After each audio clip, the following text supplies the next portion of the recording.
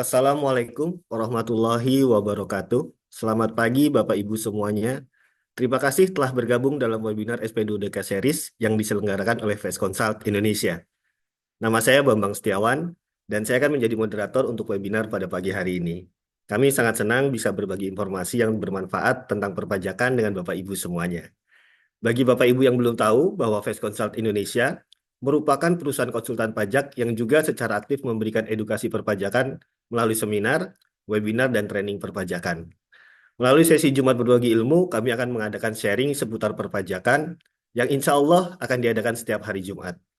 Kali ini tema webinar pajak kita adalah SP2DK Series, di mana webinar ini nanti akan dilakukan secara berseri seputar SP2DK dengan fokus pembahasan yang berbeda-beda. Mulai yang dari paling mendasar mengenai pengawasan pajak, kemudian prosedur penyelesaian SP2DK, sampai dengan teknik menanggapi koreksi atau temuan SP2DK. Kami harapkan melalui sharing pada pagi hari ini, Bapak Ibu akan lebih memahami seluk-beluk prosedur dan strategi dalam penyelesaian sengketa menghadapi SP2DK. Bagi Bapak Ibu yang baru bergabung pada webinar Face Consult Indonesia hari ini, kami ingin menginformasikan bahwa hari ini kita telah sampai pada seri ke-9 webinar SP2DK Series. Jika Bapak Ibu ingin melihat webinar Face Consult Indonesia sebelumnya, Bapak Ibu dapat mengunjungi channel YouTube Face Consult Indonesia, di mana seluruh webinar Face Consult Indonesia terdokumentasikan di sana, termasuk seluruh webinar SP2DK Series, dan juga video jawaban dari pertanyaan-pertanyaan Bapak Ibu yang belum sempat dibahas pada webinar SP2DK Series sebelumnya. Silahkan kunjungi channel YouTube Face Consult Indonesia untuk mengetahuinya.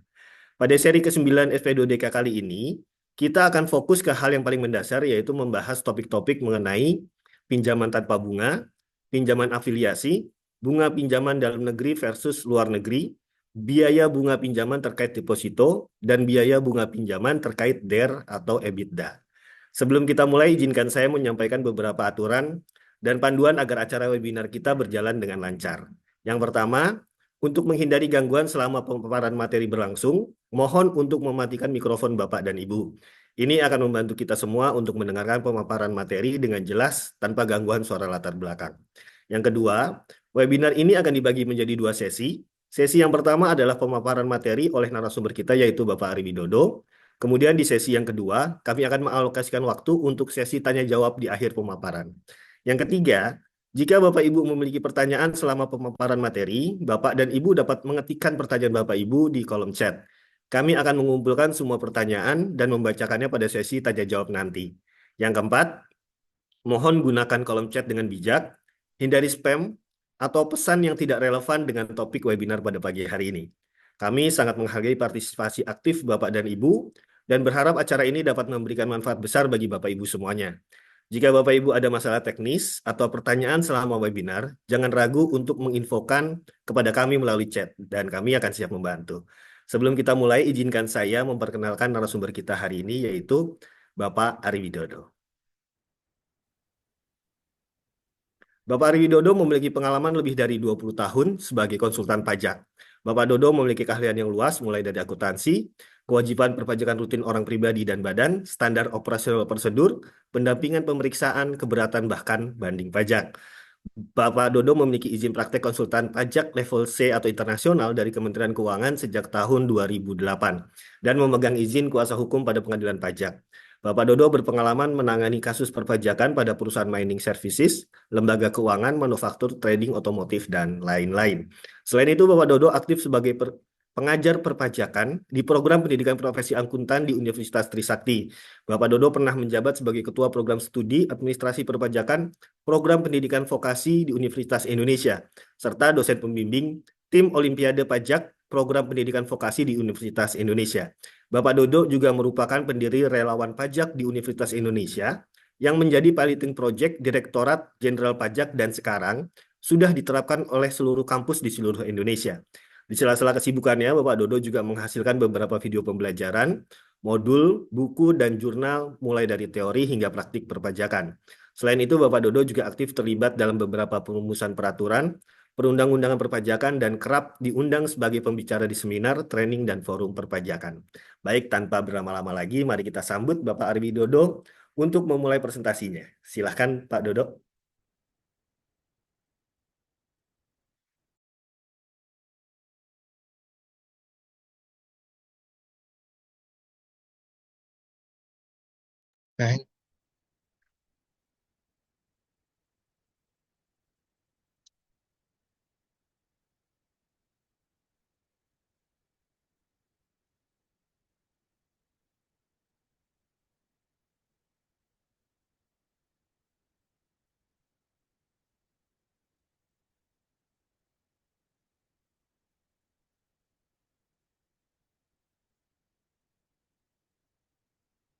Nah, baik, Assalamualaikum warahmatullahi wabarakatuh. Selamat pagi, Bapak Ibu semua. Salam sejahtera buat kita semua. Semoga dalam keadaan sehat walafiat. Di hari ini kita di hari Jumat tanggal 13 September 2024 akan bahas terkait eh, temuan-temuan di transaksi pinjaman ya Bapak Ibu ya.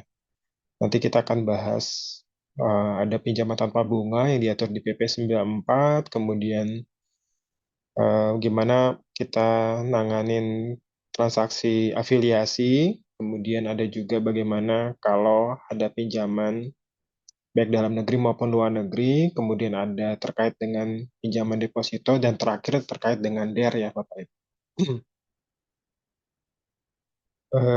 Pertama mungkin saya harus bahas dulu terkait dengan capital structure ya Bapak Ibu. Jadi capital structure di corporate memang kita tahu ada dua bentuk ya. Bentuk pertama adalah adanya penyertaan modal dari pemegang saham. Jadi pemegang saham injek modal sebagai bagian dari bentuk investasi dari pemegang saham kepada perusahaan. Nanti dana tersebut ya sengaja akan diputar, nanti akan memiliki impact paling jatuhnya adalah terkait dengan adanya dividen ya Bapak Ibu ya. Yang diterima baik pemegang sahamnya orang pribadi, kemudian pemegang sahamnya badan, baik dalam negeri maupun luar negeri. Nah, yang kedua adalah capital structure yang kedua adalah bicara terkait dengan transaksi pinjaman ya Bapak Ibu. Jadi pinjaman adalah model kedua di mana kalau model pertama tidak bisa dilakukan atau memang ada kendala sehingga mau nggak mau kita melakukan pinjaman. Nah, pinjaman ini berarti melibatkan debitur dan kreditur ya Bapak Ibu ya, debitur dan kreditur. Umumnya kalau kita sebagai debitur yang posisi perlu dana, kita akan mencari kreditur, baik pihak ketiga maupun pihak afiliasi ya Bapak Ibu. Jadi kita di badan usaha, kalau posisinya kita cari kreditur di lembaga keuangan, bisa berupa bank gitu ya, industri keuangan non-bank gitu ya, lembaga pemerintahan, dan lembaga atau badan usaha lainnya memang membutuhkan syarat-syarat yang tidak sedikit ya. Dan memang syarat-syarat itu cukup banyak, bahkan kerap kali menjadi masalah ketika kita butuh dana fresh money yang memang disyaratkan adanya agunan gitu ya, atau jaminan. Sehingga kadang-kadang kita ada ada hambatan atau ada masalah, dan kalau kita nggak punya agunan, akhirnya menjadi kendala tersendiri ya Bapak Ibu. Ya, jadi kendala tersendiri. Padahal memang salah satu yang trigger kalau kita melakukan pinjaman adalah kita memang butuh dana untuk operasional atau memang ada kesulitan keuangan sehingga memerlukan tambahan pinjaman dari pihak lain gitu ya. Nah, salah satu yang memang bisa diangkat adalah ketika pinjaman itu bukan dengan pihak ketiga gitu ya. Dalam hal ini mungkin kita bertransaksi dengan grup kita sendiri ya. Dalam hal ini misalkan jadi dengan pemegang saham, dengan eh, holding gitu ya, kemudian dan lain-lain lah modelnya ya. Nah, dengan pemegang saham sendiri, jadi bisa jadi ya kita bertransaksi bisa dengan bunga atau tanpa bunga ya Bapak Ibu. Yang pasti kalau ada transaksi dengan pemegang saham berarti ada special treatment ya, ada perlakuan khusus ada perlakuan yang berbeda dengan pihak lain, sehingga acap kali kita melakukan pinjaman bisa dengan tanpa bunga gitu ya. Jadi kalau misalkan kita minjam kepada pihak ketiga, misalkan pada institusi perbankan, misalkan suku bunganya let's say 7%, kemudian dengan pemegang saham sendiri, karena satu grup gitu ya, kita bisa menerapkan dengan tarif 0% gitu ya. Nah, ini yang kemudian akan menjadi perhatian dari kantor pajak di kedua pihak ya Bapak Ibu. Di pihak kreditur maupun di pihak debiturnya. Kenapa? Karena ini memungkinkan akan timbulnya transaksi afiliasi, kemudian apakah memenuhi syarat di ketentuan PP 94 atau tidak ya. Itu satu ya Bapak Ibu. Jadi perlu diperhatikan juga ya, ada hati-hatian kita dengan pemegang saham. Atau dengan pihak entitas asosiasi yang lain, misalkan sesama anak perusahaan gitu ya. Misalkan dengan pemegang saham tidak bisa, kemudian sesama anak perusahaan. Misalkan dari PTA kepada PTB gitu ya, baik debitur maupun kreditur di salah satu pihak gitu ya. Kemudian bisa juga pinjaman dengan bunga atau tanpa bunga. Nah, kalau kalau berangkat dari kelihatan seperti ini bahwa sebenarnya eh, salah satu sumber pembiayaannya kan bisa modelnya kalau kita bahas tadi kan bisa bentuknya tradisional ya, Bapak Ibu, pinjaman biasa. Ya, pinjaman biasa. Jadi mereka akan mengkomparasi, kantor pajak akan mengkomparasi dengan pihak yang sifatnya independen gitu ya. Independen berapa sih rate-nya, kemudian bisa di-compare dengan transaksi yang ada hubungan istimewa. Nah, eh, kalau bahas tadi sebenarnya pembentukan komponen pembiayaan capital structure itu kan bisa injek modal, bisa IPO gitu ya. Contoh kayak misalkan ada beberapa perusahaan yang udah merger, kemudian merasa bagus sisi keuangannya, mungkin langkah berikutnya untuk menarik dana dari pihak ketiga adalah membuka peluang untuk terdaftar di Bursa Efek Indonesia ya, melalui IPO ya. Kemudian ada penerbitan bonds misalkan, ya dalam hal ini mungkin penerbitan obligasi atau ya baik obligasi dalam negeri maupun luar negeri nanti ya.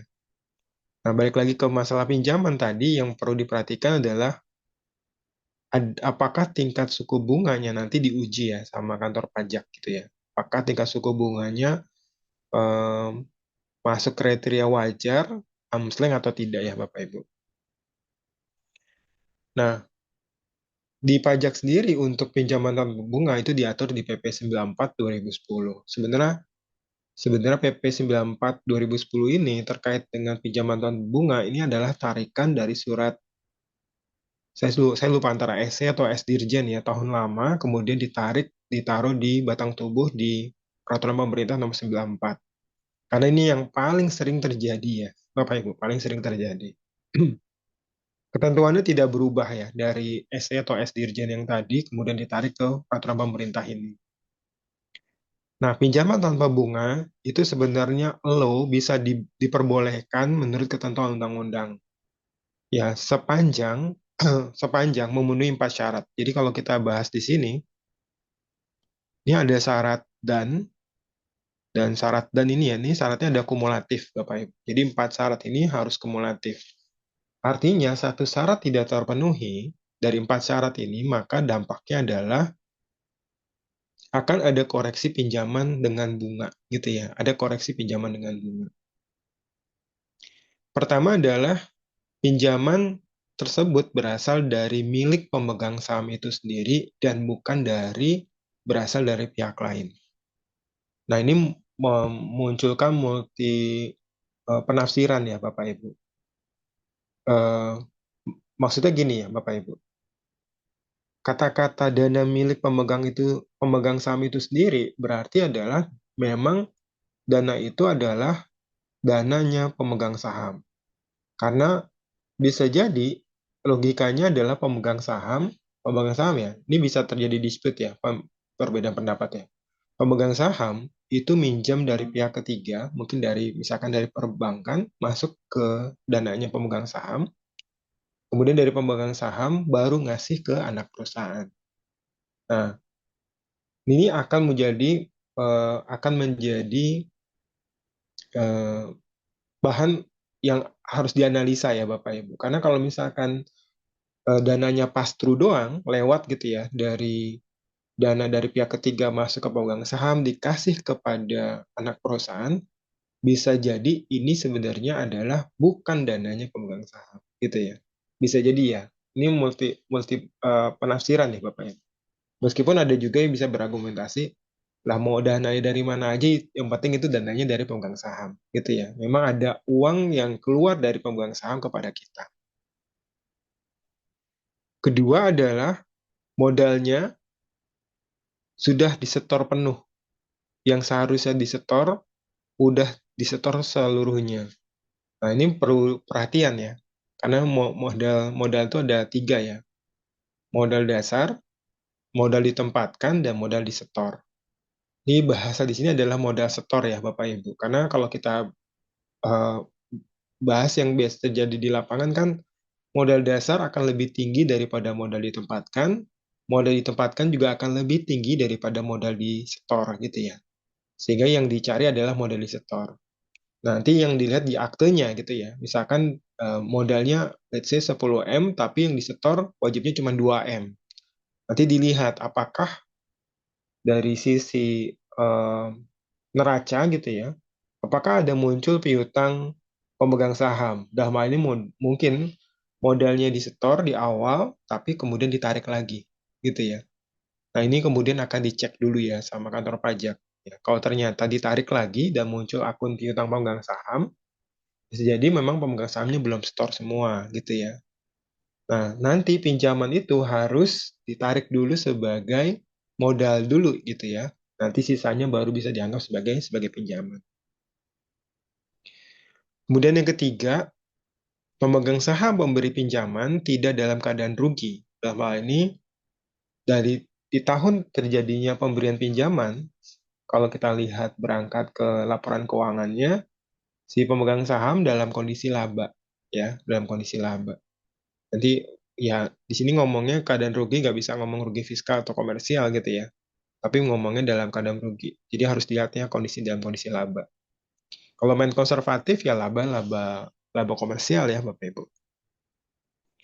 Yang keempat, pemegang penerima pinjaman sedang mengalami kesulitan keuangan untuk kelangsungan usaha. Jadi kesulitan ini eh, nanti indikatornya sangat banyak ya Bapak Ibu.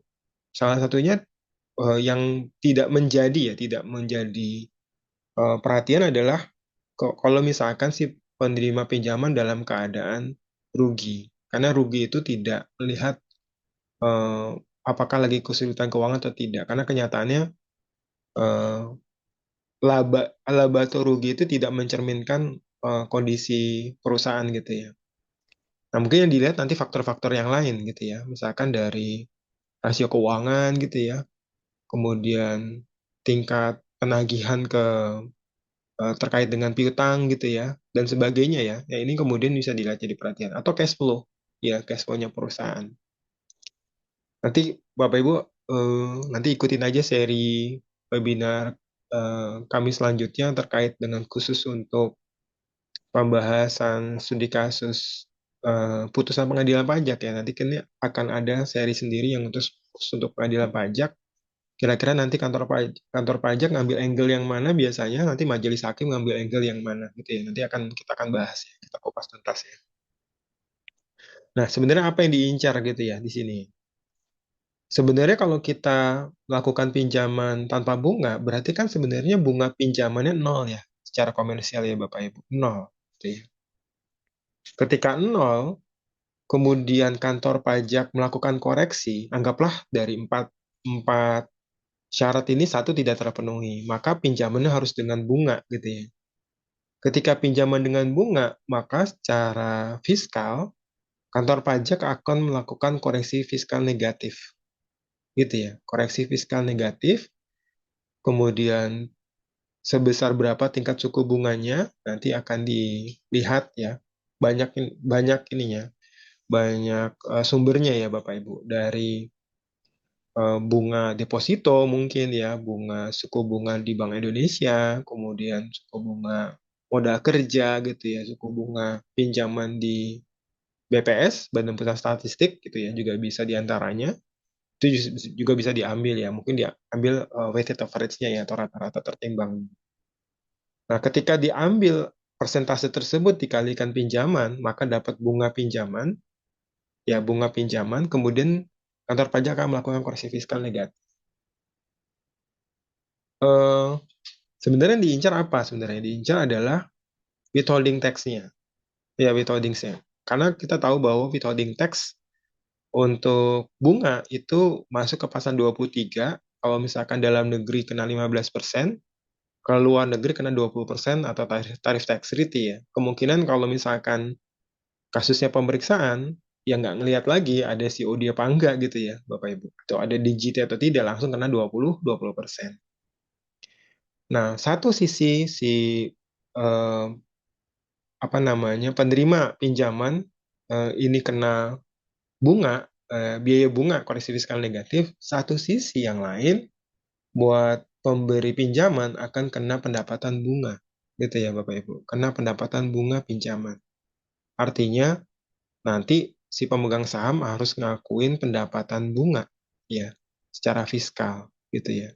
Dan ini dampaknya berarti nanti buat pemegang saham laba fiskalnya akan naik ya Bapak Ibu. Akan naik kemudian eh, ya pasti pajak PPh badannya juga akan naik gitu ya. Nah, ini yang perlu diantisipasi ya Bapak Ibu. Nanti tax planningnya kayak gimana gitu ya. Sepanjang 4 syarat ini terpenuhi ya monggo dipersilakan. Cuman kan kantor pajak nanti butuh dokumen-dokumen pendukung ya. Contoh misalkan di nomor 3 gitu ya. Karena saya pernah ngalamin ada perusahaan Indonesia minjem dengan induknya di Jerman waktu itu ya. Induknya di Jerman.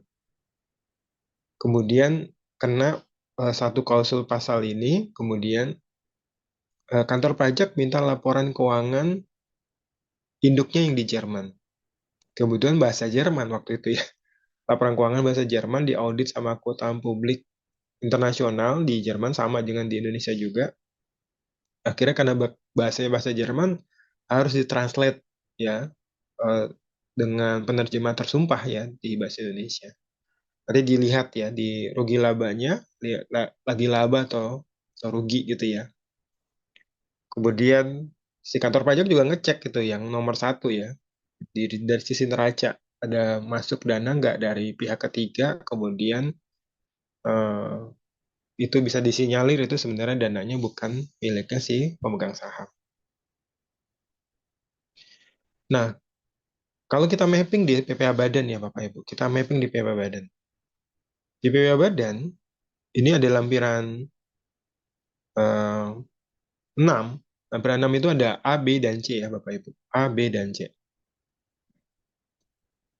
Yang A ini kan sebenarnya penyertaan modal ke pihak lain ya. Kita sebagai pemegang saham ya Bapak Ibu. Kita pemegang saham kepada pihak lain. Kemudian nanti dicek ya dari misalkan hubungan kita. Sebenarnya nggak cuma lampiran 6, juga lampiran 5 ya. Lampiran 5 itu kan pemegang saham ya Bapak Ibu, pemegang saham kita. Nanti dihubungkan dengan B dan C gitu ya.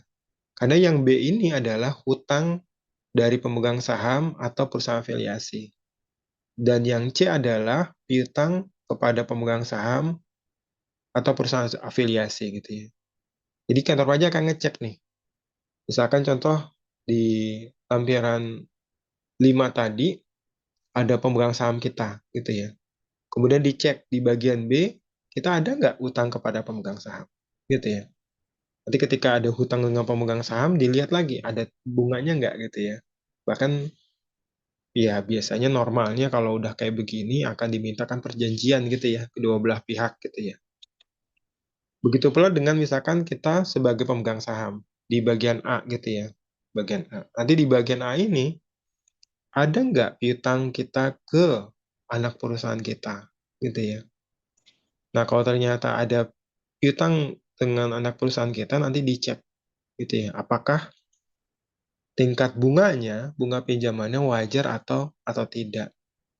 Dalam hal ini kan kita harus menyampaikan ya Bapak Ibu, di kolom B dan C ini adalah berapa tingkat suku bunganya ya yang kita terapkan. Ya bisa, kalau misalkan kita nerapin ya informasinya 0%, ya mau nggak mau itu kantor pajak akan ngecek ya.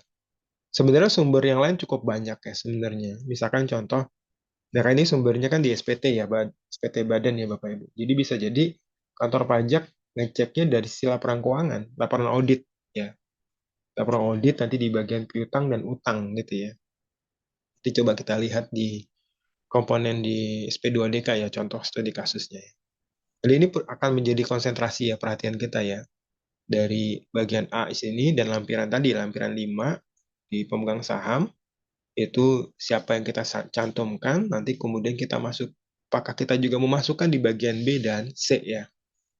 Pertanyaannya mungkin kalau B dan C kita nggak isi, apakah aman? Ya belum tentu aman gitu ya, karena kan nanti kalau model pemeriksaan, ya semua akan dicek ya datanya ya. Dicek datanya itu semua laporan keuangan GL, pembukuan akan diminta kan sama tim pemeriksa ya. Nah, bagaimana dengan afiliasi?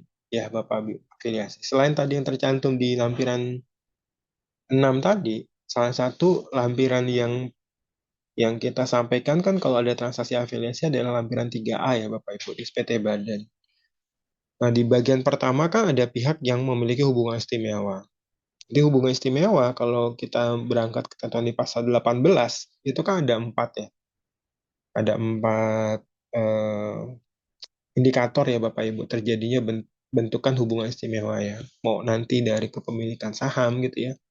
Kemudian penguasaan, karena ada hubungan penguasaan, hubungan darah, dan ada karena pengendalian sesuai dengan ketentuan di tax treaty ya Bapak Ibu. Nah, nanti ya ada ketentuan-ketentuan terbaru ya di Undang-Undang HPP, kemudian PP 55 dan PMK 172 2023 ya. Nah, yang perlu dicantumkan ketika terjadi transaksi hubungan istimewa di lampiran 3A adalah transaksinya sendiri. Ya, transaksi sendiri. Yaitu di bagian duanya ya Bapak Ibu. Jadi kalau kita lihat di apa namanya di Per 19 2014 gitu ya. Ini buku petunjuk ya, buku petunjuk SPT Badan. Jenis transaksi ya di kolom ketiga ini, kolom C ini adalah ya Bapak Ibu harus mencantumkan pilihannya. Apakah pembelian, penjualan barang, kemudian penyerahan jasa gitu ya. Salah satu indikatornya adalah peminjaman uang. Ya, jadi kalau ada peminjaman uang dimasukkan, kemudian nilai transaksinya. Dalam hal ini yang diukur adalah bunganya sebenarnya Bapak Ibu. Bunga pinjamannya. Bukan pinjamannya, tapi bunganya yang nanti diukur ya, dinilai.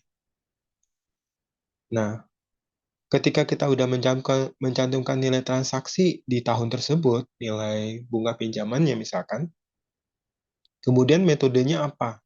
Ya, metode penetapan harga wajarnya, gitu ya. Kalau kita berangkat ketentuan yang lama, itu kan ada 5 metode ya Bapak Ibu. Comparable, cost plus, resale, TNMM gitu ya. Satu lagi profit split ya.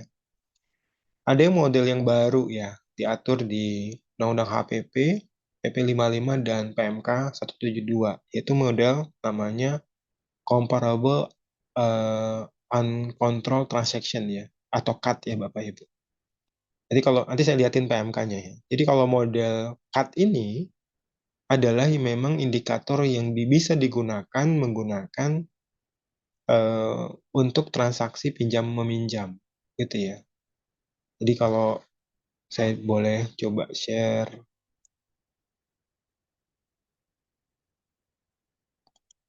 saya share dulu ya Bapak Ibu ya.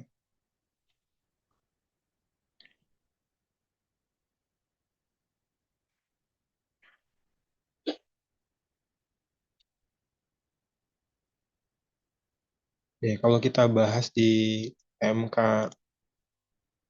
172 ya Bapak Ibu. Nah ini, metode metode perbandingan transaksi independen, comparable uncontrolled transaction, ya di pengaruh bunga istimewa yang secara komersial dinilai berdasarkan basis tertentu berupa tingkat suku bunga. Ya, nah ini Bapak Ibu. Jadi ketika ada transaksi pinjaman, kantor pajak akan melakukan metode yang ini, gitu ya. Tapi ini karena ketentuannya berlaku untuk 2024, gitu ya. Ya, kita akan bisa gunakan untuk tahun 2024 ya, Bapak Ibu.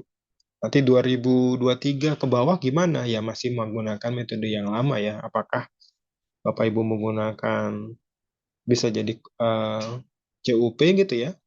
Kalau ada ya transaksi dalam dalam hal ini misalkan transaksinya bisa data internal ya Bapak Ibu ya, atau pakai metode ya TNMM gitu ya yang seperti yang biasa. Nah cuma memang posisinya kan kalau interest expense itu kan berada di bawahnya operating income ya Bapak Ibu. Jadi model TNMM mungkin akhirnya jadi bahan pertanyaan juga gitu ya, karena kalau TNMM kan ngambilnya dari operating income, itu rasionya gitu ya, kemungkinan besar bisa jadi challenging nanti ya. Oke, saya balik dulu ke sini. Nanti biasanya kan disinkronisasi ya Bapak Ibu dengan apa yang kita sampaikan di TP-Doc kita ya. Oke, berikutnya bagaimana ketentuan di PMK 172 ya 2023. Jadi sebelum ke arah posisi berapa tingkat suku bunganya wajar apa enggak, di PMK 172 itu adalah tahapan pertama yang harus dilakukan adalah tahapan pembuktian bahwa terjadinya pinjaman dulu gitu ya. Jadi akan dicek dulu ya sebelum ke arah untuk ngitung bunganya ya, bunga pinjamannya. Pertama adalah ada pembuktian dulu terkait dengan pinjaman. Satu, sesuai dengan substansi dan keadaan sebenarnya apa enggak. Ya, nanti dilihat ya, substansi itu ya nanti dilihat dari sisi laporan keuangan. Benar nggak ada di neraca gitu ya, di neraca ada liabilities gitu ya, ada hutang. Kemudian dan keadaan sebenarnya memang ada injek dana masuk gitu ya. Ya kelihatan ya dari arus kas yang masuk ya di rekening kita ya. Kemudian yang kedua dibutuhkan oleh peminjam ya, dibutuhkan oleh peminjam. Jadi eh, kantor pajak akan melihat benar nggak memang ada kebutuhan dari kita ya terkait dengan pinjaman tersebut ya, benar-benar dibutuhkan. Ya mungkin ya silakan ya mungkin ada analisa-analisa yang dilakukan sama kita, kemudian memang kita butuh dana gitu ya, dan memang akhirnya dibutuhkan sama kita. Kemudian ketiga digunakan mendapatkan, memelihara dan menagih penghasilan. Nah ini normatif sesuai dengan undang-undang ya, bahwa untuk kegiatan usaha bukan untuk kepentingan pribadi gitu ya.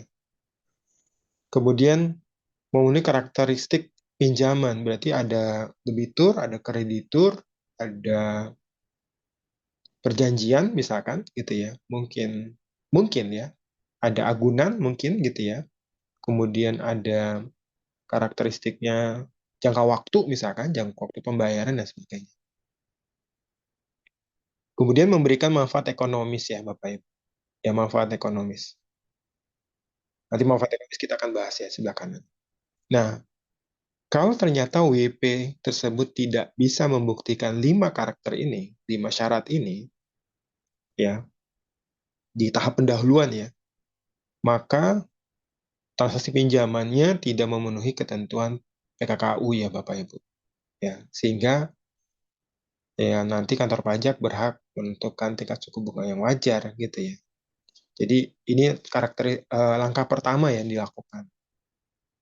Nah, detailnya adalah yang sebelah kanan ya Bapak Ibu. Berarti kreditur mengakui pinjaman secara ekonomis dan legal.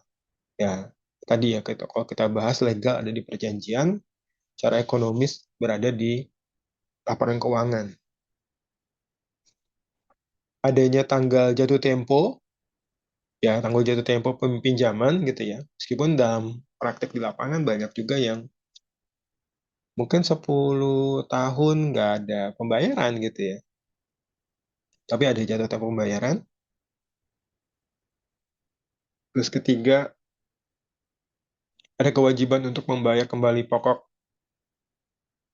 pinjaman, berarti nanti di klausulnya disebutin bahwa debitur harus bayar pokok, ya entah ada tabel atau ada periodenya yang disebutkannya.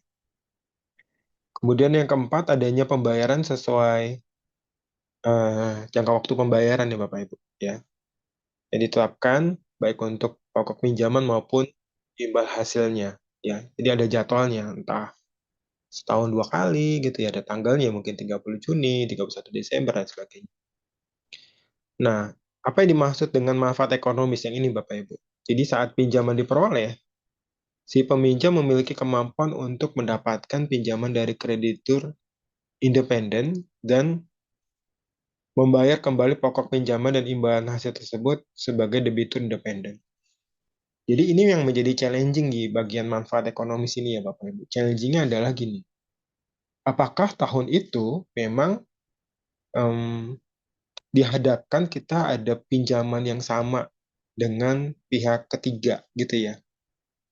Atau yang kedua, eh, challengingnya adalah apakah sebenarnya kita punya kecukupan untuk melakukan pinjaman kepada pihak ketiga atau ada usaha udah melakukan pinjaman kepada pihak ketiga kemudian ada masalah gitu ya, terhambat gitu ya. Nah, ini kemudian bisa menjadi dinamis pembahasan terkait dengan ini ya. Karena kalau misalkan dibandingkan di tahun itu ada pinjaman dengan pihak independen, saya rasa akan sulit gitu ya, akan sulit. Tapi kalau misalkan dirasakan memiliki kecukupan yang sama ya, dan kalau bisa dianggap bisa melakukan pinjaman kepada pihak ketiga, mungkin ya bisa diasumsikan seperti itu. Kemudian yang keenam, didasarkan pada perjanjian pinjaman yang dibuat sesuai dengan peraturan. Ada pinjamannya berarti ada konsekuensi hukum juga kalau gagal bayar gitu ya. Dan adanya hak tagih dari pemberi pinjaman sebagaimana kreditur independen. Jadi ada hak pola untuk menagih yang dilakukan oleh kreditur ya Bapak Ibu. Nah, bagaimana terkait dengan pengujiannya? Ya, tingkat bunganya. Jadi pengujian tingkat bunga ini adalah sebenarnya membandingkan, sebenarnya posisinya adalah membandingkan antara tingkat suku bunga ke pihak afiliasi dengan tingkat bunga pinjaman ke pihak afiliasi terhadap terhadap tingkat bunga umum yang digunakan oleh pihak independen. Jadi dibandingin, kalau independen berapa, afiliasi berapa, Bapak Ibu, dibandingin gitu ya. Nah, tingkat bunganya yang biasa digunakan, yang independen biasanya ya umumnya kalau kita bahas di ketentuan di SE 50 ya 2023, mencontohkan kayak SIBOR, LIBOR, JIBOR ya Bapak Ibu. Jadi tingkat suku bunga ini yang biasanya umum dilakukan, nanti bisa jadi SIBOR plus 2,5% gitu ya, LIBOR plus 5% gitu ya. Ya, nanti ya ini kan ditambahkan tadi saya bilang kan, dengan nilai tertentu ya, berdasarkan peringkat kredit ya. Nah, pada umumnya ya tadi saya bilang ketika di challenging sama kantor pajak, ketika penggunaan SIBOR, LIBOR ini bisa menjadi challenging tersendiri buat kita. Karena memang kantor pajak punya sudut pandang yang berbeda-beda ya. Kalau misalkan ada juga pemeriksa pajak atau AR yang menggunakan ya udah pakai tingkat suku bunga deposito gitu ya. Karena modelnya kalau posisi deposito kan ya ya memang cara umum biasa dilakukan gitu ya. Atau nggak, kalau nggak deposito tabungan gitu ya. Harusnya ada juga yang modelnya karena ini ngomong pinjaman, cek dulu dong pinjaman di perbankan gitu ya. Dicek di BPS gitu ya. Badan Pusat Statistik kan ada datanya ya Bapak Ibu. Di BPS gitu ya. Itu dicek gitu ya. Baik pinjaman investasi, pinjaman modal kerja gitu ya, mau pinjaman individual dan sebagainya. Atau pakai tingkat suku bunga BI rate gitu ya. Itu juga bisa ya, jadi challenging gitu ya. Nah, ya ini kemudian Bapak Ibu harus defend yang mana karena nanti tergantung dengan hubungan dengan penggunaan dana tersebut gitu ya. Nah, ini contohnya ya. Ini contoh ada di Per 22 ya, 2023 ya. Gimana cara menentukan tingkat suku bunga yang wajar ya, Bapak Ibu. Jadi misalkan ini ada perusahaan di negara N punya kepemilikan saham 50% di BAC di Indonesia ya. Kemudian ngasih pinjaman nih sebesar $200.000 dengan tingkat suku bunga 15%. Oh iya, nanti mungkin yang jadi perhatian bukan berarti gini Bapak Ibu. Ketika tingkat suku bunganya lebih tinggi, misalkan Bapak Ibu udah nguji nih, menggunakan metode TNMM misalkan, atau menggunakan metode apa namanya, data suku bunga, kemudian dicari kuartil 1 sampai kuartil 3-nya misalkan. Ternyata tingkat suku bunga kita lebih tinggi daripada rentang kuartilnya, bukan berarti aman. Bukan berarti aman. Ya, artinya ketika aman mungkin untuk posisi mereka pihak ketiganya. Dalam hal ini mungkin pemegang saham, karena mungkin pendapatannya diakui lebih tinggi. Tapi ketika bagi kita yang menerima pinjaman ketika bayar bunga pinjaman, bisa jadi akan ada koreksi biaya bunga pinjaman gitu ya. Nah, ini jadi problem lagi ya. Nah, ini contohnya ya. Kemudian dalam tahun tersebut gitu ya, ADC sebagai independen memberikan pinjaman kepada BAC sebesar 200.000 dengan tingkat suku bunga 10%. Jadi kalau dengan afiliasi 15%, independen 10% gitu ya. Maka ini kan bisa dibandingkan, dikomparabel, disandingkan ya Bapak Ibu. Ya, bisa. Ini datanya data internal ya. Jadi bisa ada data yang bisa dipakai. Nah, ini kutipan dari neracanya ya. BAC interest rate-nya 15%, 200.000. ADC interest rate-nya 10%, 200.000. Total utangnya 400.000. Nah, ini modalnya. Ya, komposisi modal disetor 200, laba ditahannya 200. Nah, ini komponen laba ruginya, Bapak Ibu. Laba ruginya. Jadi kalau kita lihat, biaya bunga tadi kan berada di bawah operating income ya, atau sebelum laba bersih ya. Jadi tingkat bunganya itu 10% muncul 20.000, kemudian ada juga 15% 30.000. Artinya bunga yang dibebankan adalah sebesar 50.000. Nah, kemudian dicek nih. Nah, ternyata yang bisa dipakai kan 10%. Yang 10% tadi ya, karena handal gitu ya. Karena memang datanya bisa dibandingkan. 10%. Maka tingkat suku bunga harusnya 10% dari 200.000, maka kena 20.000. Nah, bunga yang dibayar ke BAC sebesar 30.000 akan ada koreksi sebesar 10.000, gitu lah sederhananya. Koreksi 10.000, koreksi positif pasti ya, karena bebannya lebih lebih tinggi. Nah, bukan berarti juga dengan ada koreksi fiskal positif 10.000, PPh 23-nya dikoreksi juga. Enggak. Jadi PPh 23-nya ya Bapak Ibu tetap misalkan ya bayar, ya ini kasusnya ini pasal 26 ya, misalkan bayar 20% tetap kali 30.000 gitu ya. Nah, ini yang perlu diperhatikan juga ya. Nah, yang perlu juga jadi bahan perhatian adalah di PMK 177 adanya corresponding adjustment ya Bapak Ibu. Corresponding adjustment itu artinya kalau misalkan em, si anak perusahaan ini dikenakan bunga gitu ya, biaya bunga, harusnya ada corresponding adjustment juga buat pemegang sahamnya. Ya, jadi ada pengakuan pendapatan pendapatan bunga. Atau misalkan anak perusahaannya ada koreksi biaya bunga, nanti pendapatan bunga untuk si pemegang sahamnya juga ada koreksi juga. Nah, ini di PMK 172 sudah dimulai diatur corresponding adjustment sehingga perlu adanya nanti konfirmasi dari pihak ketiga, konfirmasi dari KPP ya, Bapak Ibu. Jadi nanti KPP di lawan transaksinya akan ngecek sesuai apa enggak. Kalau iya nanti kan ada koreksi dibuat di pemegang sahamnya atau anak perusahaan.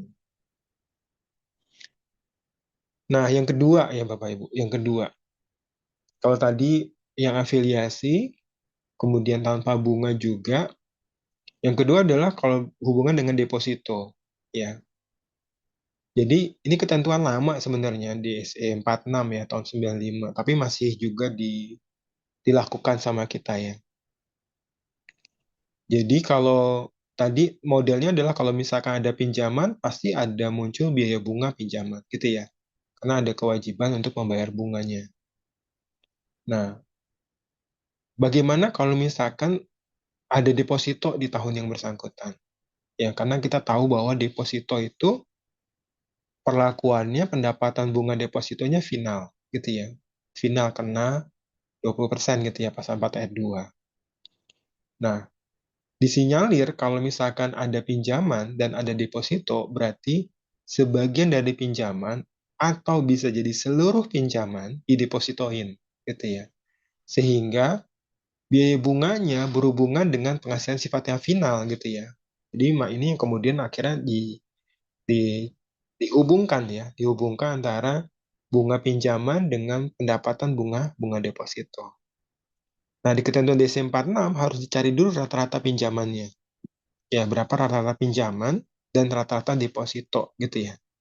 Kalau rata-rata pinjamannya sama atau lebih kecil dari rata-rata deposito, berarti logikanya, misalkan contoh, bunga pinjaman, rata-rata pinjamannya 10 miliar, tapi rata depositonya 30 miliar. Berarti logikanya semua pinjaman didepositoin gitu ya.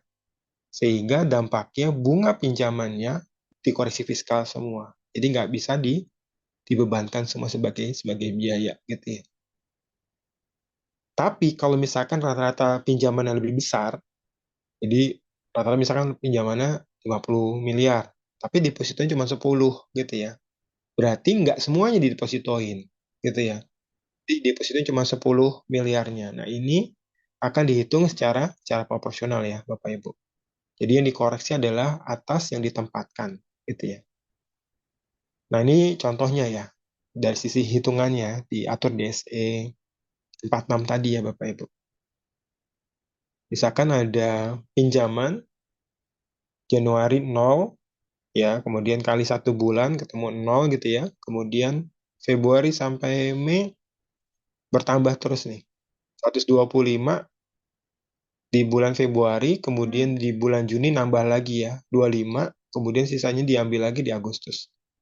Jadi 125 bertambah kali 4, ya karena memang bertahannya 4 bulan doang, dapat 500 juta, kemudian 150 naik ya, tapi bertahan cuma 2 bulan, gitu ya, kali 2 bulan dapat 300 juta, dan sisanya 200 juta ini bertahan 5 bulan, Agustus sampai Desember gitu ya, 1 miliar. Total 1,8 M dibagi 12. Nah, ini cari rata-ratanya tadi. Ya, meskipun Januari belum ada transaksi ya, bunga pinjamannya kita tetap bagi ya, bagi 12 ketemu 150 juta. Nanti deposito juga sama gitu ya. Dicari jangka waktunya. Di praktek kan nggak seperti ya Bapak Ibu. Di praktek kalau saya pernah ngalamin malah harian. Ya harian. Hitungannya harian. Di deposito juga ketahuan ketemu 40 juta. Berarti kan logikanya dari 150 juta didepositoin 40 juta gitu ya. Maka ada yang nggak didepositoin ya sebesar sisanya ya 110 juta gitu ya. Nah, 10 jutanya yang kemudian boleh dibebankan sebagai biaya untuk porsinya 110 juta ya. Misalkan kalau di sini kan ngomongnya 20% gitu ya, tapi kan kita nggak tahu ya. Kalau di praktek kan langsung given angka bunganya gitu ya. Ya sederhananya misalkan anggaplah bunga komersialnya 30 juta misalkan. Ya udah kali 110 per 150 gitu aja. Nah, ini yang deductible expense gitu ya. Ya misalkan ini bunganya udah given ya. Karena kan tiap bulan mungkin ya tiap bulan kita bayar. Nah, ini yang terkait dengan deposito ya. Terus ada lagi yang terkait dengan batasan pinjaman. Nah, ini yang diatur di PMK 169 ya, Bapak Ibu 2015 terkait dengan DER gitu ya, debt equity ratio. Jadi debt equity ratio sebenarnya pernah terjadi di tahun 80-an ya. Kemudian sempat ditunda, kemudian tidak berlaku, kemudian muncul terakhir di PMK 169 2015 bahwa posisi hutang dan modal adalah 4 banding 1 ya. Kalau bahasa kita biasanya ngomongnya thin capitalization ya Bapak Ibu. Jadi ada batasan jumlah biaya bunga pinjaman yang diatur oleh Menteri Keuangan. Tidak semuanya boleh dibebankan. Atau semuanya juga boleh dibebankan untuk industri tertentu ya Bapak Ibu. Nah metodenya diatur adalah menggunakan DER. Nah ini diatur di DER sekarang. Tapi ada juga model yang kedua adalah menetapkan persentase tertentu dari biaya pinjaman dibandingkan dengan pendapatan usaha sebelum dikurangi bunga biaya pinjaman, PPh, penyusutan dan amortisasi atau kita sebut namanya EBITDA, gitu ya. Earning before income tax depreciation dan amortisasi ya. Nah, tapi yang EBITDA ini belum diatur lebih khusus ya di peraturan Menteri Keuangan, tapi yang diatur adalah menggunakan metode DER. Apa itu DER gitu ya? Sebenarnya DER ini adalah rasio keuangan mengukur seberapa besar sih utang dibandingin dengan modal ya. Jadi akan dilihat rasio ketergantungan kita eh, terkait dengan capital structure kita ya tadi saya bilang itu dari pembiayaan operasional kita ketergantungan terhadap utang. Nah, ini bisa buat untuk ngitung ukur resiko keuangan, kesehatan keuangan, bahkan komparabel dengan perusahaan pembanding atau menentukan kinerjanya keuangan ya. Nah, apa yang dicari? Ya, sebenarnya tadi balik lagi ke tingkat bunga pinjaman, Bapak Ibu. Jadi DER itu 4:1 antara utang dan modal ya, Bapak Ibu. Nanti dicari rata-rata utang tiap 1 tahun. Ya, nanti saya lihatin contohnya ya. Jadi dia tiap bulan kita akan hitung berapa saldonya, kemudian dicari rata-ratanya. Nah, termasuk utang jangka pendek dan jangka panjang yang memiliki bunga, Bapak Ibu. Pertanyaannya, saya kan punya utang, tapi misalkan utang pajak kan nggak ada bunganya ya, ya udah nggak usah masuk. Atau misalkan utang gaji, ya nggak usah masuk, emang nggak ada bunganya. Tapi kalau utang dagang, ya pertanyaannya apakah utang dagangnya ada bunga apa enggak? Kalau ada bunga, masukin ke komponen ini, tapi kalau nggak ada bunga dikeluarin, gitu ya. Termasuk yang salah satu yang perlu digarisbawahi adalah bagaimana dengan pinjaman tanpa bunga. Nah, pinjaman tanpa bunga bukan ke wilayah utang, tapi digeser ke bagian modal, Bapak Ibu. Digeser ke bagian modal. Jadi modal itu atau ekuitas nggak cuma modal disetor, laba ditahan, laba tahun berjalan, atau paid in capital gitu ya, atau agio atau disagio, tapi adalah salah satunya adalah pinjaman tanpa bunga. Jadi pinjaman tanpa bunga akan digeser ke bagian struktur modal. Jadi juga dicari rata-rata tiap tiap bulannya. Ya. Nah, bagaimana hitungannya? Ya, hitungannya. Ya, seperti biasa hitungannya. Dikasih batasan terendah 4:1. Bagaimana kalau misalkan ketemu 3:1? Ya udah aman berarti. Berarti bunga pinjamannya diperbolehkan. Bagaimana kalau misalkan neraca komponen modalnya negatif? Ya kan bisa aja negatif ya karena laba ditahannya rugi rugi mulu gitu ya, Bapak Ibu. Kemudian negatif sehingga rasionya mungkin -8:1. Nah, ini nggak bisa. Ya, bunga pinjamannya koreksi semua. Bagaimana kalau misalkan ternyata hitungannya 5:1? Ya, berarti yang boleh maksimal 4:1. Nanti posisi selisihnya, satunya ini antara 5 dan 4, itu dikoreksi fiskal. Gitu ya, koreksi fiskal. Nah, biaya bunga yang dihubungkan yang mana? Yang bunga pinjaman, bunga diskonto premium, bunga tambahan lain gitu ya. Atau misalkan beban keuangan dengan sewa pembiayaan dan lain-lainnya. Ini yang nanti dikoreksi fiskalnya. Oke, jadi 4:1 ya Bapak Ibu. Kalau lebih, maka nanti yang itu yang akan dikoreksi fiskalnya. Nah, ini sudah juga ya. Nah, oh iya, satu hal yang perlu diperhatikan adalah laporan DER juga dibarengi dengan utang swasta luar negeri ya Bapak Ibu. Jadi bisa jadi nanti kalau Bapak Ibu nggak, kalau misalkan Bapak Ibu ada bunga pinjaman kepada pihak luar negeri, kemudian Bapak Ibu nggak melampirkan laporan utang luar negeri gitu ya, utang swasta luar negeri, maka biaya bunga pinjaman akan dikoreksi fiskal semua gitu ya.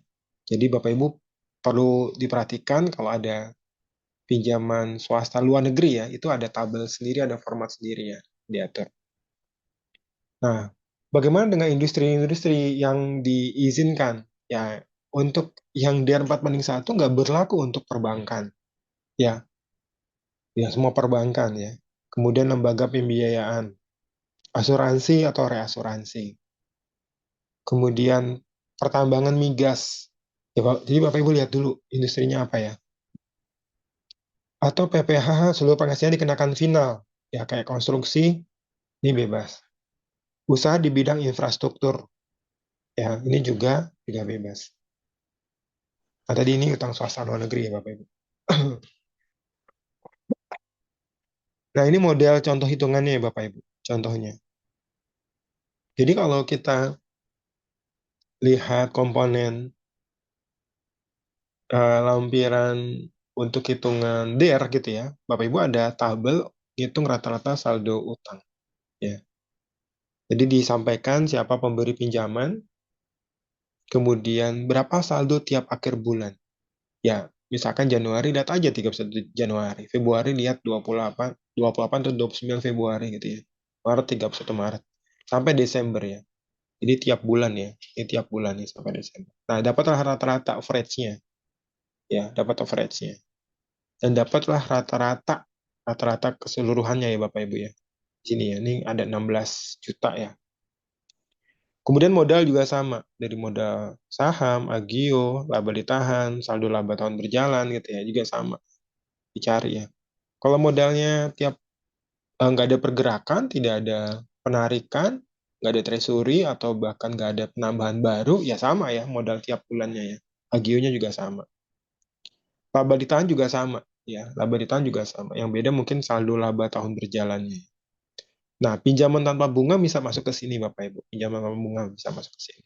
Yang dapat 1,3. Positif ya, Bapak Ibu. Bukan negatif ya, masih positif. Kalau udah negatif, udah otomatis koreksi fiskal semua biaya bunga pinjamannya. Akhirnya dicari rata-ratanya. 16 dibagi 1,2 dapat 12. 12,65 banding 1 gitu ya. Padahal maksimal cuma 4:1 ya. Nah, bagaimana cara ngitungnya koreksi fiskalnya? Nah, ini bunga pinjaman nih. Ini rata saldo hutang tadi, ini bunganya ya. Misalkan di breakdown berdasarkan data pemberi pinjaman. Tapi boleh nggak cara keseluruhan? Ya boleh-boleh aja. Ya boleh-boleh aja. Nah, ini yang diperbolehkan, ini nggak diperbolehkan. Ya, berarti yang diperbolehkan, ya boleh adalah yang 4 gitu ya. Berarti nanti 4/12,65 gitu ya. Yang nggak diperbolehkan berarti yang sisanya 8,65 dibagi 12,65 gitu ya. Dikali ini, dikali biaya bunga pinjamannya. Kebayang ya Bapak Ibu. Jadi yang diperbolehkan yang porsinya 4 ya. 4 dibagi 12,65 kali bunga pinjamannya ya kurang lebih sekitar sepertiga lah gitu ya, sepertiga. Ya benar ya kalau dikali sepertiga ini ya kurang lebih 75 juta ya kurang lebih ya. Nah, yang nggak diperbolehkan berarti ini yang non deductible ya Bapak Ibu. Ini non deductible expense, ini yang deductible expense. Gitu ya. Ini koreksi fiskal berarti 163 ini koreksi fiskal ya Bapak Ibu. Nah, itu contoh hitungan debt to equity ratio ya. Nah, ini ada studi kasus nih. Tapi ini mungkin ya di dalam pembahasan di SP2DK banyak ya, banyak versi ya Bapak Ibu. Bapak Ibu yang lebih tahu. Ada yang langsung ketika melihat ada transaksi afiliasi, kantor pajak minta TP-Doc-nya gitu ya. Kantor pajak minta TP-Doc-nya. Yang kedua, dilihat misalkan ada utang yang diminta adalah penjelasan dan apakah ada pinjaman. Nah, ini contohnya ya. Ini ada WP yang ada di neraca, ada nambah utang bank, utang lain-lain gitu ya. Ini ada utang lain-lain jangka panjang juga, ada angkanya, angkanya saya hide ya Bapak Ibu. Kemudian dia minta penjelasan dan dokumen pendukung perjanjian tersebut, pinjaman tersebut. Ya nanti apakah ada apa agreement gitu ya, perjanjian atau tidak. Kemudian dia disertai ya penjelasan-penjelasan kita. Kalau misalkan utang bank berarti ya umum nih, berarti ada pihak independen, biasanya ada perjanjian kedua belah pihak. Nanti hubungannya dengan bunga pinjaman tadi ya. Yang lain-lain bisa jadi kalau ada transaksi pemegang saham ya nanti dicek lagi ya tingkat suku bunganya. Ya, jadi kurang lebih ini ya Bapak Ibu yang kita bahas hari ini. Mungkin selanjutnya boleh kita diskusi ya untuk tanya jawab ya. Silakan Pak Yomang. Terima kasih Pak Dodo atas presentasinya yang sangat informatif ya Pak. Sekarang kita masuk ke sesi tanya jawab Bapak Ibu. Kami telah mengumpulkan beberapa pertanyaan Bapak Ibu di kolom chat. Sebentar saya izin share screen.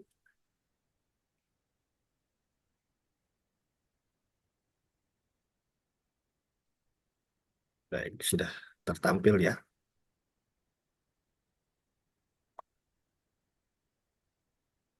Berikut yang pertama Pak Dodo, pertanyaan dari Ibu Sinta Dewi.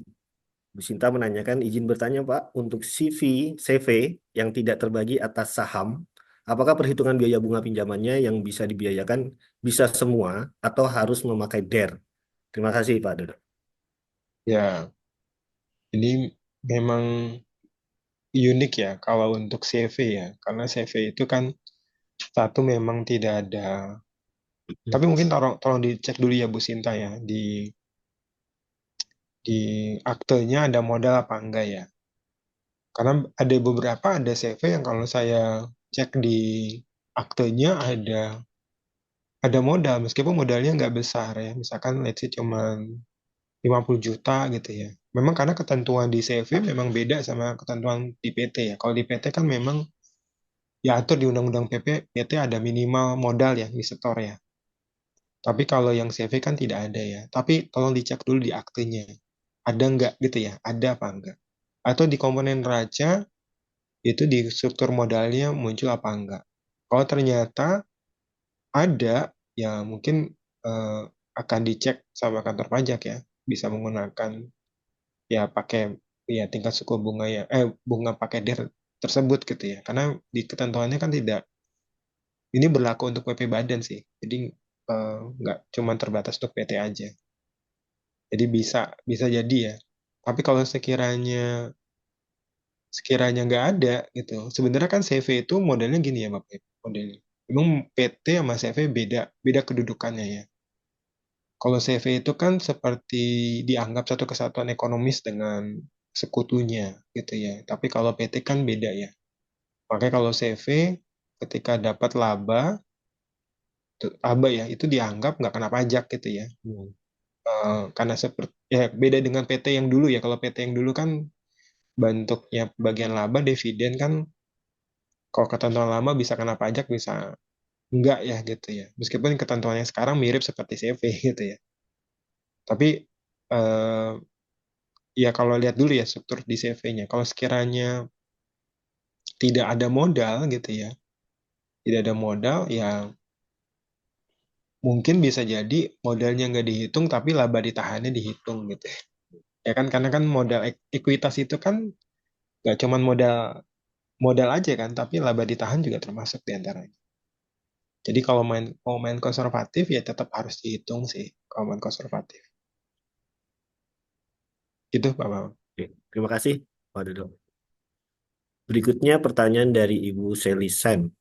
Pagi Pak Dodo, izin bertanya berkenaan dengan peraturan DER 4:1. Sesuai PMK tersebut, perhitungan nilai ekuitas yang dimaksud adalah ekuitas sesuai SAK. Dalam akuntansi aset tetap kami memakai model revaluasian, sehingga selisih lebihnya kami catat ke ekuitas sebagai Ya, selisih revaluasi aktiva tetap.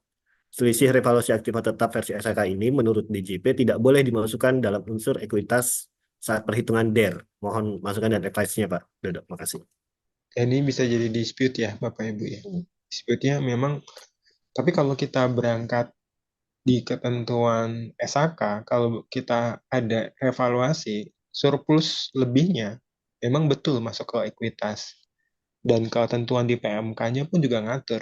termasuk bagian dari surplus ekuitas juga ya, masuk ke bagian ekuitas. Cuman kan yang diatur di ketentuan PMK 169 itu kan bicara tentang apa ya, modal ya Bapak Ibu, unsur modal. Ya, ya umumnya mereka paham bahwa modal itu ya cuma modal di setor, agio, saldo laba, termasuk pinjaman tanpa bunga gitu ya. Jadi bisa jadi memang terjadi dispute terkait dengan eh, apa ya, pengakuan selisih lebih surplusnya ini bisa dianggap tidak masuk ya ke bagian SAK gitu ya, ke bagian ketentuan di modal tersebut ya, jadi nggak masuk di bagian 4:1. Tapi ya itu memang bisa bisa jadi dispute. Tapi kalau kantor, mungkin kayaknya kayak Bu Seli udah pernah ketemu sama kantor pajak kayaknya, ya udah sempat ada koreksi ya kayaknya ya. Sehingga, tapi mungkin harus dicek, saya harus ngecek dulu sih, mungkin ya. Nanti saya akan cek dulu ya Bu Seli ya. Nanti mungkin saya akan cek apakah pernah ada kasus yang sama ya di putusan pengadilan pajak ya. Jadi nanti informasi kita sampaikan di sesi berikutnya kali Pak Babang ya. Ya, Ya nanti informasinya baik. lebih. Terima kasih Pak Dodo.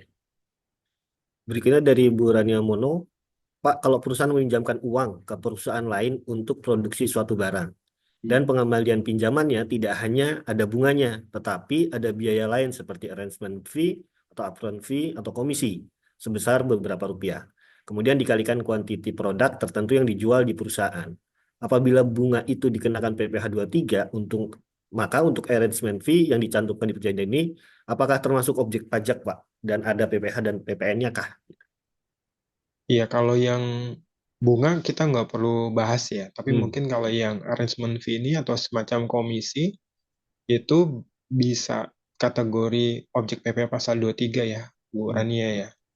Jadi nanti PP pasal 23-nya tolong dicek karena di pasal 23 itu kan nggak cuman bunga, sewa, royalti ya, termasuk hadiah atau penghargaan lain ya yang selain dipotong PPh pasal 21. Dia bisa jadi kena 15% sih kalau saya lihat. Nah, jadi kalau PPh-nya bisa jadi ada objek pemotongan pasal 23 ya 15%. Tapi kalau PPN eh, ya ini termasuk, kalau komisi ya kayak ada JKP ya, jasa kena pajak ya. Jadi bisa kena ada PPN, unsur PPN. Kalau bunga sih enggak ya, tapi kalau yang komisi bisa jadi ada ya. Terima kasih, Pak Dodo. Berikutnya Pak dari Pak Daniel Tanzil. Izin bertanya Pak Dodo, jika pemeriksa menetapkan beban bunga atas pinjaman pemegang saham atau antar grup, apakah beban bunga tersebut dapat dibebankan secara fiskal? Lalu bagi si pemberi pinjaman, apakah menerima pendapatan bunga pinjaman secara fiskal dan harus melakukan pembetulan? Ya gini Pak Daniel, jadi memang tadi udah disampaikan ya. Jadi ketentuan di PMK 172 ada corresponding adjustment ya. Jadi misalkan, let's say misalkan pinjaman tanpa pinjamannya dengan bunga misalkan. Let's say misalkan bunganya 10% gitu ya. Kemudian ternyata kantor pajak koreksi jadi 6% gitu ya. Berarti kan ada koreksi 4% ya. Nah, 4% ini dampaknya berarti ada koreksi positif di kita. Ya, ada koreksi positif di kita. Ketika ada koreksi positif di kita, maka laba fiskal kita akan tinggi. Pajak kita akan tinggi. Ya. Nah, bagaimana dengan pemegang sahamnya? Ya, pemegang sahamnya. Nah, pemegang sahamnya itu kan sudah ngakuin 10% gitu kan, pendapatan bunganya. Nah, ketika misalkan kita diperiksa sama kantor pajak, ada koreksi bunga pinjaman menjadi 6%, ada koreksi 4%, harusnya gitu ya, harusnya si pemegang saham, pendapatan bunganya juga koreksi 4%.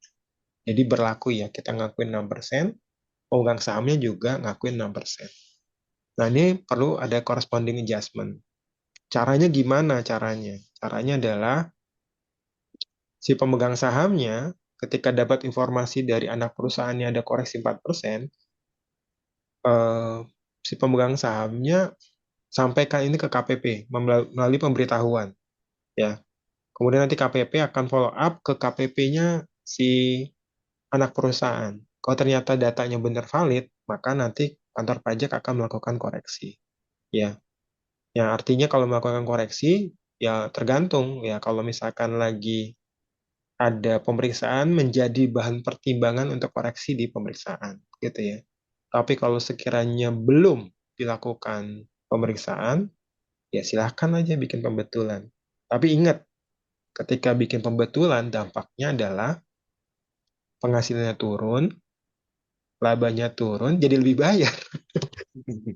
Jadi lebih bayar dari kita, di pemegang saham. Nanti lebih bayar, diperiksa juga Pak Daniel. Jadi sama aja ya.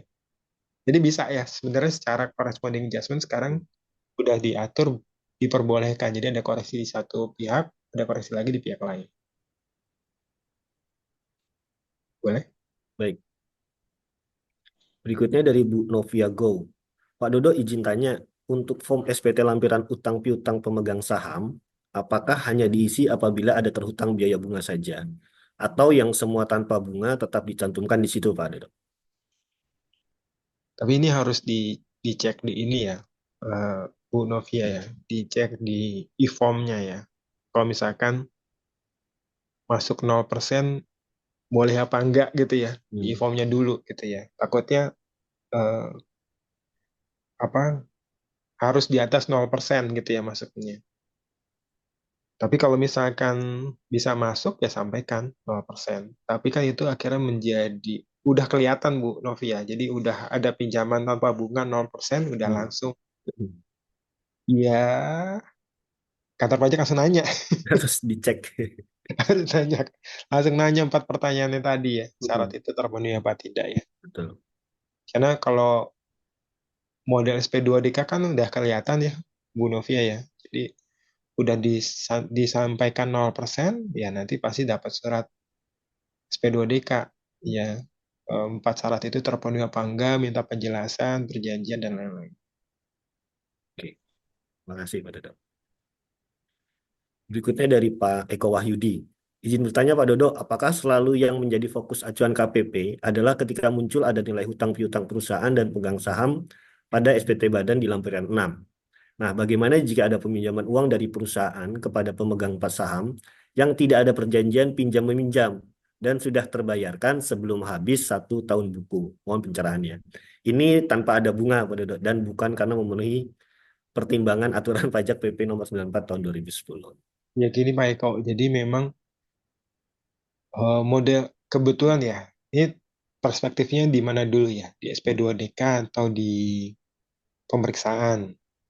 Kalau perspektifnya di SP2DK, yang dilihat memang yang sudah tertampil Pak Eko. Jadi yang tertampil adalah di lampiran 4. Tapi kalau posisinya, kalau lampiran 6 kalau kita bahas sebenarnya kan utang utang dan piutang itu angka yang masih outstanding sebenarnya.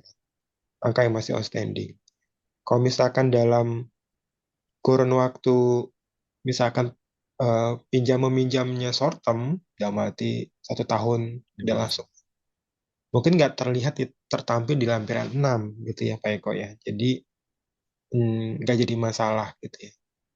Tapi kalau perspektifnya adalah pemeriksaan, gitu ya, pemeriksaan, kan kita tahu kalau pemeriksaan itu semua data laporan keuangan diminta.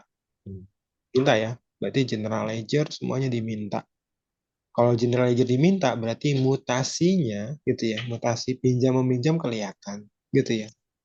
Nanti kantor pajak ngecek eh, hubungan dengan bunga pinjaman, gitu ya. Kalau ternyata ada mutasi pinjam meminjam, kemudian nggak ada bunga pinjaman, ya kemudian nanti kantor pajak akan bertanya kan, memenuhi 4 syarat ini atau tidak gitu ya. Sepanjang memenuhi 4 syarat, oke-oke aja Pak Eko. Ya, jadi nggak usah khawatir gitu ya. Tapi kalau tidak memenuhi, ya ini menjadi bahan perhatian. Ya, perhatian. Jadi di bahan pertimbangan gitu ya. Karena ini ada potensi koreksi ya di bunga pinjamannya gitu. Jadi tergantung perspektifnya ya Pak. Karena kalau di SP2DK nggak kelihatan Hmm. ya. Karena kan yang kelihatan kan ya mutasinya udah habis gitu di saldo utang udah nggak ada, Mm. di lampiran 6 nggak kelihatan, ya nggak tertampil gitu ya. Sehingga mungkin bisa bisa kelewat gitu ya sama AR gitu ya. Tapi kalau pemeriksaan kan let's say kita bisa ketahuan semua. Oke, oke. Baik, terima kasih Pak Dado. Berikutnya dari Pak Fahtur Rozi. Tanya Pak, untuk bunganya apabila kita masukkan sesuai kemampuan kita, yang penting syarat bunga terpenuhi, apakah akan dipermasalahkan juga oleh kantor pajak? Nah ini kualitatif nih. Sesuai sesuai kemampuan kita ini ya apa eh multitafsir ya, Pak. Betul tafsir, betul. Oh, karena bisa jadi kemampuan kita itu bisa jadi malah di atas tingkat Hmm. suku bunga yang wajar di market value-nya ya, Hmm. di suku bunga misalkan di Bank Indonesia gitu ya. Tapi kalau misalkan tingkat suku bunganya di bawah di bawah tingkat suku bunga wajar pun bisa dianggap kategori mampu kita juga ya gitu ya. Nah, itu ya kantor pajak akan cross check Betul. membandingkan gitu ya. Sebenarnya kalau pemenuhan terkait dengan kemampuan kita apa tidak, ya sepanjang bisa dibuktikan tingkat kewajarannya, dalam hal ini ya salah satunya adalah menggunakan Tipidok ya pada Bambang ya. Pengujian terkait dengan Tipidoknya, maka memang harus bisa dibuktikan bahwa itu sesuai dengan ketentuan atau tidak. Kan model pengujiannya seperti itu ya Bapak Ibu. Jadi mungkin Pak Bambang boleh sharing juga nih. Biasanya kan modelnya kan kita narik data ketika suku bunga di pasaran ya Pak Bambang ya. Ya, Dan kita cari weighted average-nya ya kalau nggak salah ya. ya. Kemudian kita cari apa kuartilnya Pak Bambang ya. Kuartil Kuartilnya. satu. Jadi dari dalam, misalnya Pak Faktur Rozi nih terkait pinjaman bunga tahun 2023 nih atau 2024, maka dia harus narik sebelumnya tahun 2022. Jadi bunga pinjaman Januari 2022 sampai Desember 2022. Nah, itu dikumpulkan, nanti Hmm, dibuat weighted average-nya seperti itu dan dilihat interval kuartilnya apakah dia masuk Q1 ataupun Q3. Seperti itu iya. sih. Jadi yang paling penting Pak Fatur Rozi terkait dengan bunga pinjaman ini, Pak Fatur Rozi punya dasar pada saat penetapan pertama Hmm, kali Pak Fatur Rozi membuat suku bunga pinjaman antar pihak afiliasi atau perusahaan lain seperti itu. hmm, Sehingga nanti kantor pajak bisa ngelihat, oh dasarnya ini, bisa dasarnya deposito seperti yang Pak Dodo tadi bilang, bisa dasarnya juga bunga bunga pinjaman yang tertera di BI, BPS ataupun seperti itu. Gitu Nah, Pak itu Dodo. tapi itu menjadi challenging nanti ya. Iya, Kenapa pakai betul. data BPS gitu, Ya, kenapa pakai data BI rate gitu ya, itu betul. jadi challenging sendiri. Tapi intinya sebenarnya kalau posisi kita bisa, ya tadi ya, memang salah satu dokumen dokumen yang disampaikan tuh di dalamnya adalah di Tipidok ini ya Pak Bambang ya. Dan itu harus ada argumentasi kenapa mengambil data itu gitu ya. Jadi kurang lebih itu. Jadi meskipun ngomong kemampuan kita ya harus ya tersaji ya, tersaji di pengujian Tipidoknya. Ya, terima kasih. Berikutnya dari Bu Vega Tantra Sinawea, izin bertanya Pak, terkait bunga pinjaman yang diterapkan, apakah pada saat pinjam dengan menggunakan suku bunga dengan menggunakan JIBOR ataupun LIBOR, dengan indikator rata-rata bunga bank, atau hanya dengan tarif bunga asal, misal 5% dari total pinjaman? Ya bebas sih Bu. Bebas. Jadi nggak ada patokannya ya. Cuman kayak Gboard, Libor itu kan plus indikator tertentu ya. Plusnya Mhm. ada indikator tertentu. Tapi kalau yang lain ya normal, biasa gitu ya. Kalau kita minjem sama perbankan juga akan modelnya kayak gitu ya. Langsung sekian persen dari total pinjaman gitu ya. Jadi eh, ya ya tergantung ya. Jadi ya tadi kalau kita jelasin kayak misalkan kalau lihat dari coba cek aja di BPS deh. Kalau saya di BPBS itu ada beberapa kriteria pinjaman kan. Dan itu Mhm. udah update kalau nggak salah sampai update sampai Juni kemarin nih Ya, 2024. Itu ada tuh Januari berapa, Februari berapa sampai Desember berapa ya. Dan indikatornya masing-masing ada. Dan itu udah langsung sekian persen gitu ya. Jadi nggak harus seperti kan ini tadi kan si kantor pajak itu menjelaskan contoh di SE 50 itu contoh misalnya gitu ya, dia bilang nyebutnya misalnya. Mhm. Sibor, Libor, Gibor. Misalnya ya, berarti kan indikator yang lain bisa banyak. Terima Ya. kasih Pak Dodo. Berikutnya dari Pak Bu Morin Aristia. Pagi Pak Dodo, izin bertanya, posisi kita sebagai anak usaha yang dimana setiap proyek disupport oleh holding. Jika kita ingin pinjam bank, tetapi melalui holding, karena pihak bank tidak berkenan untuk langsung menjaminkannya ke anak usaha. Dan itu utangnya tidak 4:1. Itu bagaimana Pak? Terima kasih Pak. Jadi mungkin kita holding minjem dulu kepada pihak bank ya. Betul, Terus baru dari holding ke kita ya. betul. Nah, mungkin dari yang perlu diperhatikan satu, dari holding ke kita ada bunga apa enggak, gitu dulu ya. Kalau tanpa bunga, dan holding kan berarti pemegang saham kita ya, tanpa bunga dicek 4 syarat itu. Kalau 4 syarat itu terpenuhi, maka oke, nggak tanpa bunga ya. Kalau nggak memenuhi syarat, berarti ada bunga.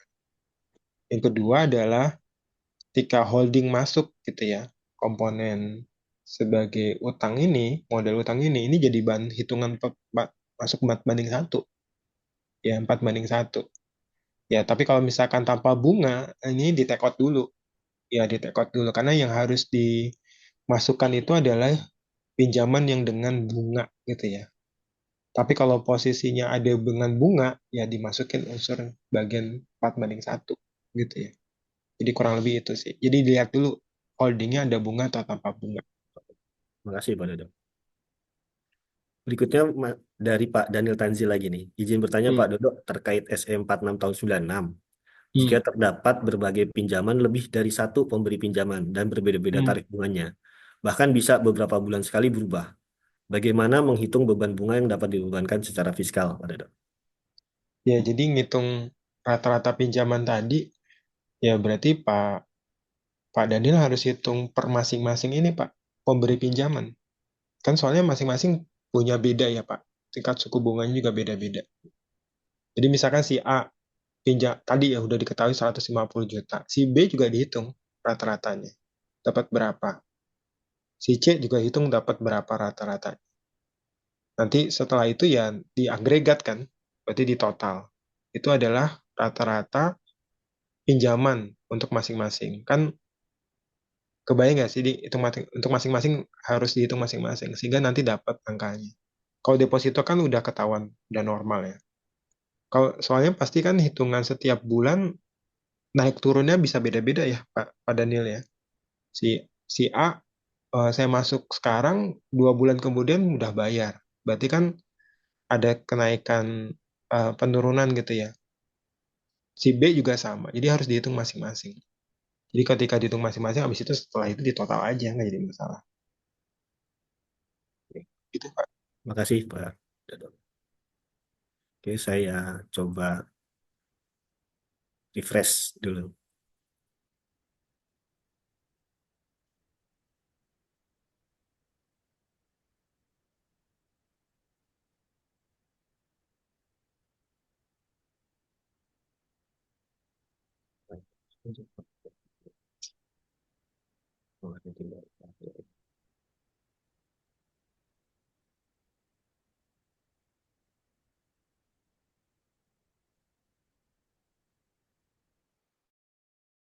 Pak Renal Rival, Pak Dodo. Izin bertanya Pak Dodo, bagaimana perlakuan jika perusahaan mempunyai bunga pinjaman, di mana biaya bunga muncul disebabkan ada kewajiban pembiayaan ke supplier utama melalui badan pembiayaan tertentu yang ditunjuk oleh supplier. Tetapi di sisi lain terdapat pendapatan bunga deposito karena kondisi cash flow perusahaan positif. Apakah biaya pinjaman tersebut deductible meskipun ada kondisi pendapatan bunga deposito lebih besar daripada biaya bunga pinjaman? Apakah ada potensi dispute dengan KPP meskipun dana dari pinjaman tersebut murni karena ada kewajiban pembiayaan dari supplier? Ya ini emang ya ini ya tadi ya. Ini mungkin masuk ke S46 tadi ya Pak Renal. Ya. Memang di S46 kan ngomongnya pinjamannya normatif ya Pak Renal ya. Nggak, ya ngomongnya yang nggak spesifik gitu ya. Artinya kondisinya umum gitu ya. Jadi kalau mau main konservatif, kalau ketika lihat bunga deposito yang lebih besar daripada bunga pinjaman, ya koreksi fiskal aja. Ya, koreksi fiskal untuk bunga pinjaman seluruhnya. Karena udah kelihatan itu triggernya salah satunya di situ, di wilayah situ. Tanpa dihitung-hitung dengan rata-rata pinjaman atau rata-rata deposito, udah trigger di situ ya udah langsung koreksi fiskal aja. Seperti itu Ya. Pak Dodo ya. Oke, oke. Ini mungkin pertanyaan terakhir Pak Dodo. Terima kasih atas jawaban yang sangat informatif. Sayangnya memang waktu juga yang membatasi kita, Bapak Ibu semua. Nanti mungkin sisanya akan saya jawab di Q&A gitu ya, Bapak Ibu. Kemudian nanti ada khusus untuk pembahasan putusan pengadilan pajak ya, khusus untuk Betul. bunga pinjaman. Nanti kita lihat aja waktunya kapan, nanti kita akan sampaikan hal-hal yang kayak kayak misalkan pinjaman tanpa bunga, apa yang harus disiapin gitu ya, dan lain-lain ya seperti yang Bapak Ibu ngalami. Habis itu mungkin jadi bahan pertimbangan, meskipun putusan pengadilan pajak nggak jadi jurisprudensi gitu ya, Hmm. tapi bisa jadi acuan kita lah ya, persiapan kita kalau misalkan nanti di dispute sama pengadilan pajak. Terima kasih atas informasinya Pak Dodo. Jika masih ada pertanyaan yang belum terjawab, Bapak Ibu semua bisa berdiskusi di WhatsApp Group setelah webinar ini selesai. WhatsApp Group akan di-unmute sehingga Bapak Ibu bisa diskusi terkait topik SP2DK. Sebelum kita menutup acara ini, kami ingin mengingatkan bahwa Fresh Consult Indonesia melalui sesi Jumat Berbagi Ilmu ini, kami secara rutin juga mengadakan webinar perpajakan untuk sharing seputar perpajakan yang insya Allah akan diadakan setiap hari Jumat. Untuk tema Jumat depan adalah SP2DK Series terkait dengan teknik penanganan temuan SP2DK atas kewajiban pembuatan TP-Doc. Silakan Bapak Ibu yang berkenan dapat join pada webinar tersebut. Selain itu, kami ingin mengingatkan bahwa Fresh Consult Indonesia menyediakan berbagai layanan konsultasi pajak yang dapat membantu Bapak Ibu dan perusahaan Bapak Ibu semua dalam mengelola kewajiban pajak dengan lebih baik. Layanan kami mencakup perencanaan pajak, penyusunan review SPT bulanan ataupun tahunan, jasa penyusunan TP-Doc, termasuk pendampingan SP2DK, pemeriksaan pajak, dan sebagainya. Untuk informasi lebih lanjut, Bapak Ibu bisa menghubungi ke website kami di freshconsult.id atau menghubungi kami langsung melalui WhatsApp di 0811 1921 0107. Kami siap membantu Bapak Ibu mencapai efisiensi pajak yang maksimal. Terima kasih sekali lagi atas partisipasi Bapak Ibu dalam webinar hari ini. Sampai jumpa di webinar berikutnya pada Jumat depan. Selamat melanjutkan aktivitas Bapak Ibu. Terima kasih. Wassalamualaikum warahmatullahi wabarakatuh. Selamat siang Bapak Ibu semuanya. Terima kasih Pak Dodo. Wah, sih.